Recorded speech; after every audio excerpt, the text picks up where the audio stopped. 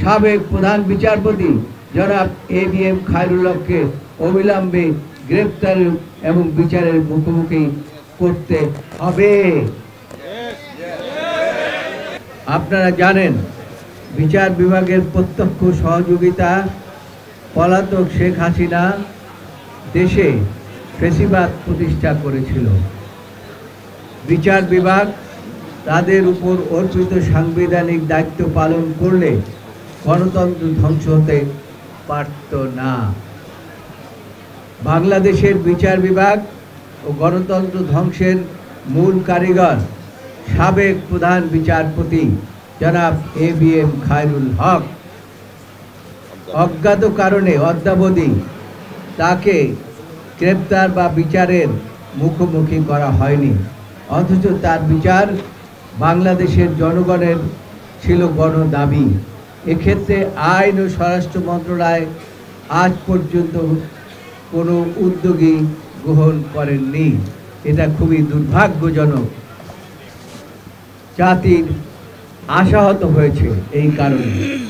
প্রিয় সাংবাদিক বৃন্দ, 5ই আগস্ট 2024 পরবর্তী বর্তমানে যে সময়ে আপনাদের মুখোমুখি হয়েছি, ইতিমধ্যে 8 মাসের অধিক সময় অতিবাহিত হয়েছে।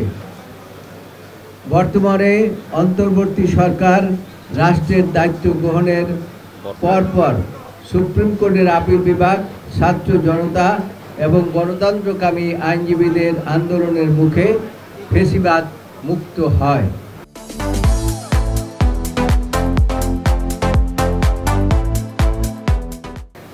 কিন্তু সুপ্রিম কোর্টের হাইকোর্ট বিভাগ অদ্যাবধি ফ্যাসিবাদ মুক্ত হয়নি।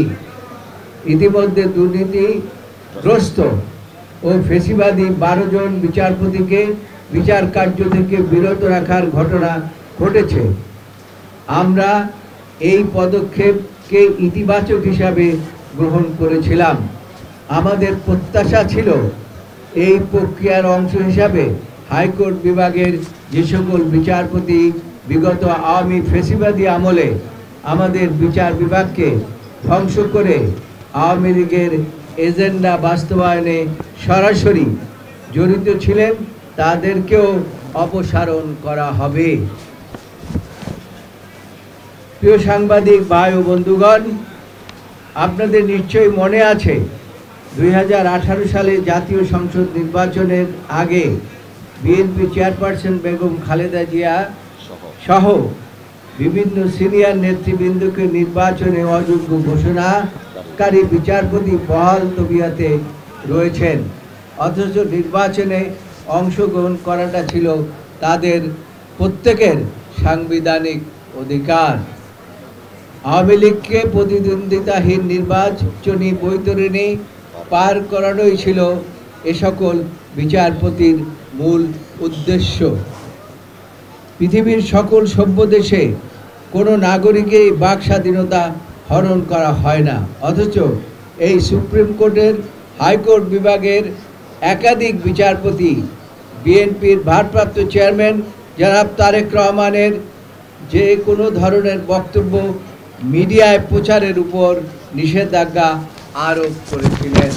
দেশের কোথাও না, পৃথিবীর কোথাও না, অথচ এই দেশে আইনের শাসন প্রতিষ্ঠা এবং মানবাধিকারের প্রতিষ্ঠার জন্য এ সকল দল ও দুর্নীতিবাদ বিচারককে অপসারণ ছিল অতীব জরুরি। দুর্ভাগ্যজনকভাবে তা আজও করা হয়নি।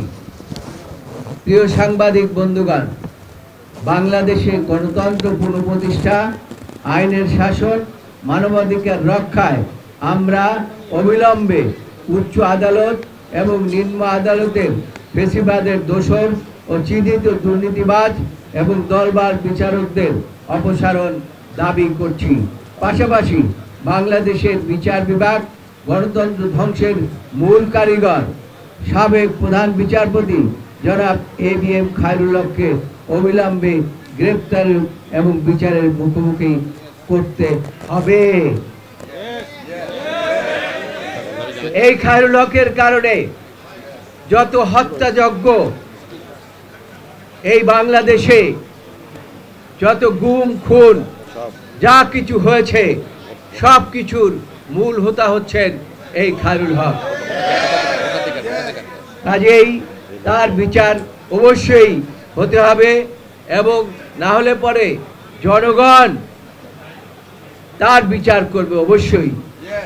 এখন এই সম্পর্কে এই লক্ষ্যে কার্যকর গ্রহণের জন্য সরকার স্বরাষ্ট্র মন্ত্রণালয়, আইন, বিচার ও সংসদ বিষয়ক মন্ত্রণালয়ের প্রতি আহ্বান জানাচ্ছি।